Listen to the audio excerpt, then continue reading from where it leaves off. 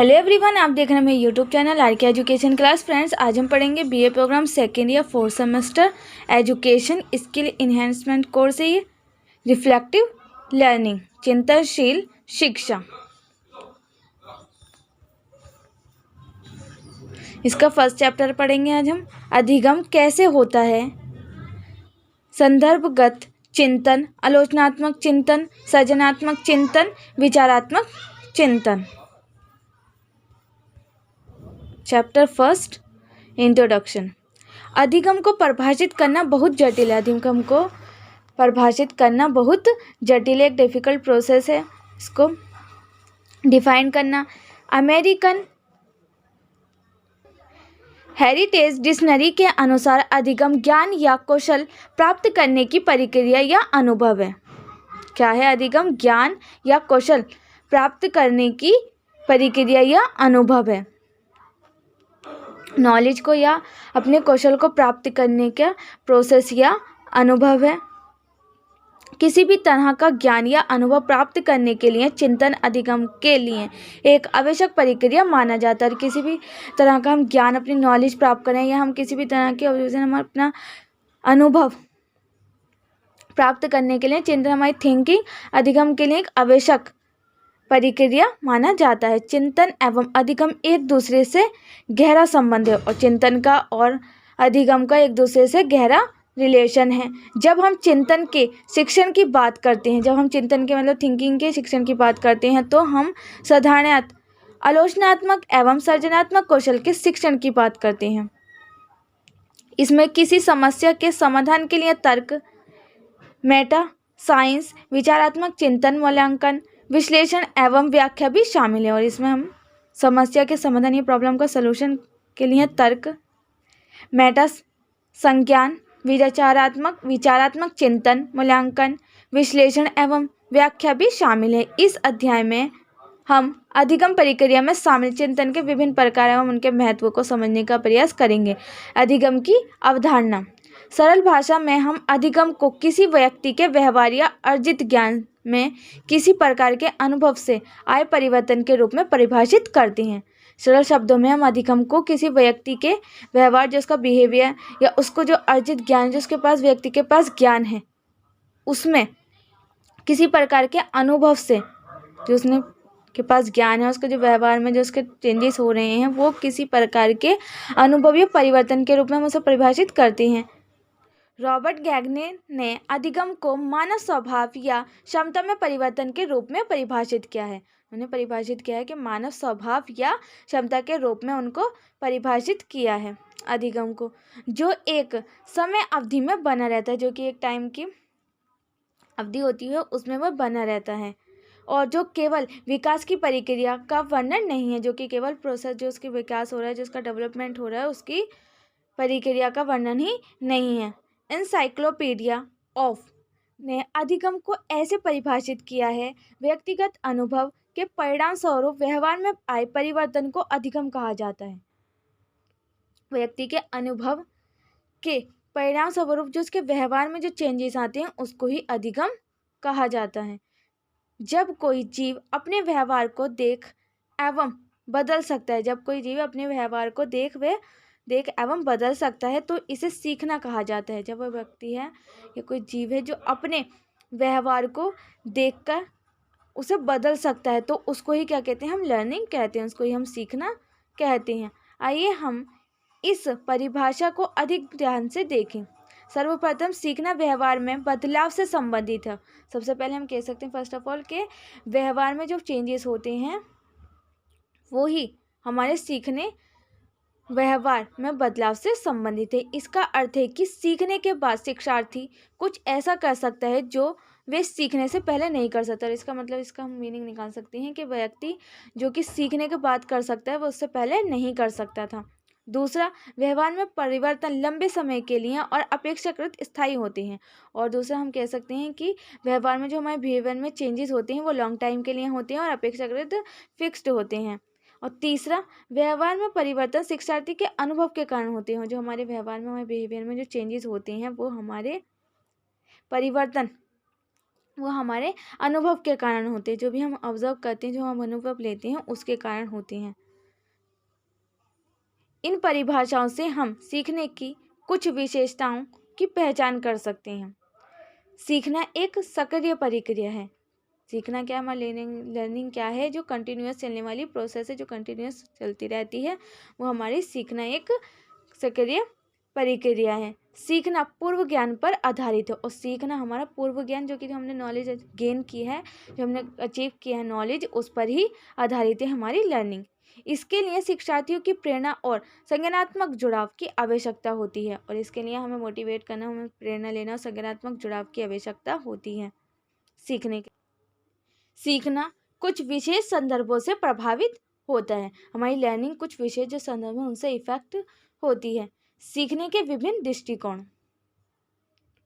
सीखना एक व्यापक प्रक्रिया। सीखना क्या है, लर्निंग क्या है, एक व्यापक प्रोसेस है।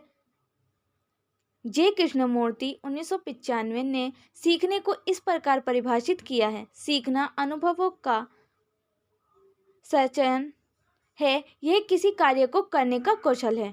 सीखना अनुभवों का एक संचयन है और यह किसी कार्य को करने का एक कौशल है। जब हम मतलब कौशल है, कौशल का मतलब जिसके कार्य को करने में हम पूरी तरह से निपुण होते हैं।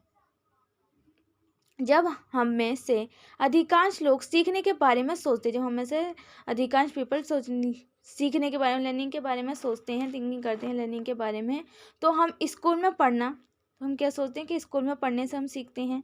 किसी विषय या किसी कौशल में महारत हासिल करने के बारे में सोचते हैं। या तो हम स्कूल में जो पढ़ रहे हैं उसके बारे में सोचते हैं, या फिर हम किसी काम को करने में जो हम स्पेशल हो जाते हैं, मतलब उसमें महारत हासिल कर लेते हैं, उसमें एक्सपर्ट हो जाते हैं, उसे हम सीखना कहते हैं। बच्चे कुछ पकड़ने के लिए अपने हाथ चलाना सीखते हैं। जैसे कि बच्चे होते हैं, छोटे छोटे बच्चे होते हैं, वो कुछ पकड़ने के लिए जब अपने हाथ चलाना सीखते हैं। किशोर गाना गाना, नृत्य करना, संगीत आदि सीखते हैं। और जो किशोर होते हैं वो गाना गाना सीखते हैं, या नृत्य करना, डांस करना, या संगीत आदि सीखते हैं। अधेड़ उम्र के लोग यह सीखते हैं कि आहार और व्यायाम में बदलाव करके वे कैसे दुरुस्त रह सकते हैं। और अधेड़ उम्र के जो हाफ जाते कि आधे से ज़्यादा उम्र हो जाती है, जो आधे उम्र में हो जाते हैं, वो क्या सीखते हैं कि आहार और हम जो व्यायाम यानी अपने वर्कआउट में क्या चेंजेस करें, जिससे कि हम दुरुस्त रहें, जिससे कि हम फुर्तीले रहें और जिससे कि हम चुस्त दुरुस्त रहें।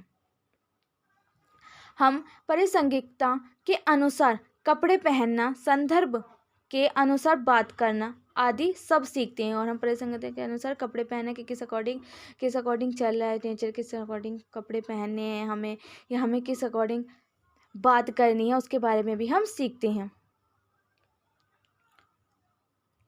वुल्फ के 1980 के अनुसार हम सीखने को एक ऐसी प्रक्रिया के रूप में परिभाषित कर सकते हैं जिसके माध्यम से हमारा अनुभव हमारे ज्ञान या व्यवहार में स्थायी परिवर्तन का कारण बनता है। और हम सीखने को इस प्रकार से उसके अकॉर्डिंग परिभाषित कर सकते हैं जिससे कि हमारे माध्यम अनुभव हमारे ज्ञान या व्यवहार में स्थायी रूप से एक चेंजेस का कारण बनता है। मतलब कि जो हम सीख रहे हैं उससे हमारी जो नॉलेज है हमारे पास, या हमारा व्यवहार है, बिहेवियर जो हमारा चेंजेस होता है, वो फिक्स्ड कारण बनता है, एक फिक्स्ड कारण बन जाता है हमारे सीखने के प्रोसेस। सीखने को अलग अलग समय पर अलग अलग प्रकार से परिभाषित किया जाता है। जब हम लर्निंग करते हैं वो डिफरेंट टाइप में डिफरेंट टाइप से हम उसको डिफाइन कर सकते हैं। सीखने की सबसे प्रारंभिक व्याख्या अरस्तु, प्लेटो, लॉक आदि जैसे कई दार्शनिकों से हुई। प्लेटो ने पूर्व ज्ञान को बहुत महत्व दिया। प्लेटो ने पूर्व ज्ञान को बहुत ज़्यादा महत्व दिया है, उसको इम्पोर्टेंस दी है पूर्व ज्ञान को। उनके अनुसार हम केवल तब ही सीख सकते हैं जब हमें पहले से ही किसी चीज़ का ज्ञान हो। और उनके अनुसार, प्लेटो के अनुसार, हम उस किसी चीज़ को तभी सीख सकते हैं जबकि हमें उसके बारे में पहले से ही थोड़ा बहुत ज्ञान हो, तभी हम उसको पूरे एक्सपर्ट बन सकते हैं उस ज्ञान में। अरस्तु ने कहा कि हम चीज़ों को एक साथ याद कर सकते हैं। अरस्तु ने कहा है कि हम चीज़ों को एक साथ लर्न कर सकते हैं जब या तो वे समान हो या वे विपरीत हों। हम उनको एक साथ चीज़ों को, कई सारी चीज़ों को एक साथ याद कर सकते हैं, या तो वो सेम हो, दिखने में मतलब एक जैसी हो, या फिर वो उनका अपोजिट हो। अपोजिट इसमें जैसे उल्टा सीधा, तो उसके तरह से वो अपोजिट हो या वो समान हो, तभी हम उनको बहुत सारी चीज़ों को एक साथ सीख सकते हैं। और जब वो सन्निहित हों। सन्निहितता का सिद्धांत बताता है कि जब भी दो या दो से अधिक संवेदनाएं अक्सर एक साथ होती हैं तो वे संबंध हो जाएंगी। जब भी दो या दो से अधिक संवेदनाएं अक्सर एक साथ होती हैं तो वे संबंध हो जाएंगे, तो उनमें रिलेशन हो जाता है। जबकि दो या दो से अधिक संवेदनाएं अक्सर एक साथ होती हैं, बाद में इन संवेदनाओं में से किसी एक के होने पर दूसरे को स्वतः ही याद किया जाता है, और बाद में इन संवेदनाओं में से किसी एक उदादीपन के होने पर एक प्रतिक्रिया को स्वतः ही याद किया जाता है। रचलिम 1999, वसासेरामन एवं मिलर 1997 इस धारणा ने सीखने के व्यवहारवादी सिद्धांत के विकास में सहायता की। फर्स्ट, सीखना का व्यवहारवादी दृष्टिकोण। 1900 के दशक में प्रारंभ में व्यवहारवाद की उत्पत्ति हुई और 20वीं सदी के प्रारंभ में इसका प्रभाव बहुत बढ़ गया। जब 1900 के दशक में इसकी स्टार्टिंग में व्यवहारवाद की उत्पत्ति हुई थी और 1920 की जब स्टार्टिंग हुई तो इसमें 1920 में इसका प्रभाव बहुत ज़्यादा बढ़ गया। व्यवहारवाद के अनुसार पर्यावरण से प्राप्त उदादीपन और व्यक्ति की अवलोकन योग्य प्रक्रियाओं के बीच अर्जन,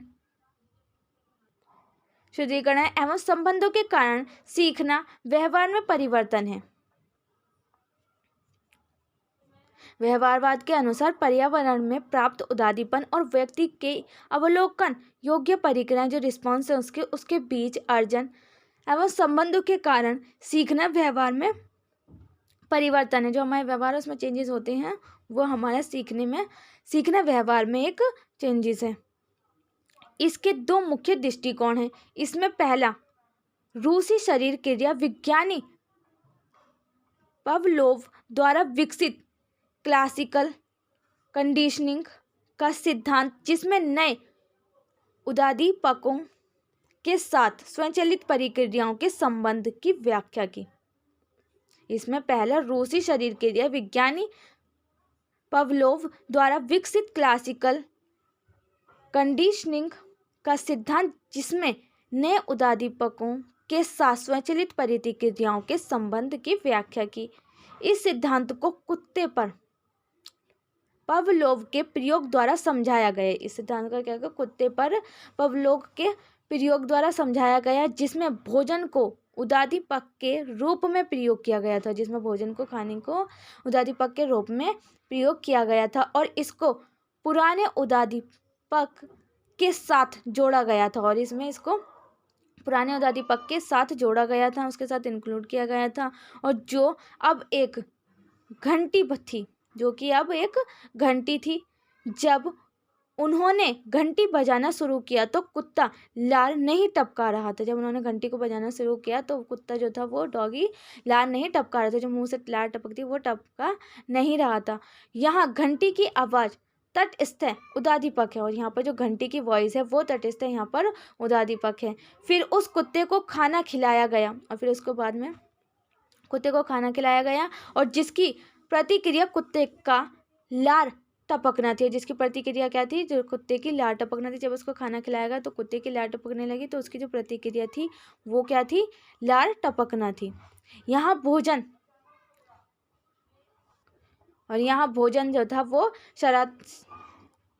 शरारत उदादीपक था और लार टपकना बिना शरारत प्रतिक्रिया थी, क्योंकि यहाँ स्वतः ही हो रहा था। ऐसा कई बार दोहराने के बाद कुत्ते ने घंटी की आवाज़ सुनते ही लार टपकाना प्रारंभ कर दिया।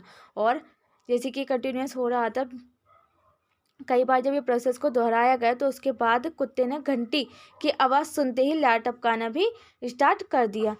पर अब उसको भोजन मिल गया, लेकिन अब उसको क्या था? भोजन मिल गया। घंटी के बाद की यह प्रतिक्रिया अब एक सशर्त प्रतिक्रिया थी।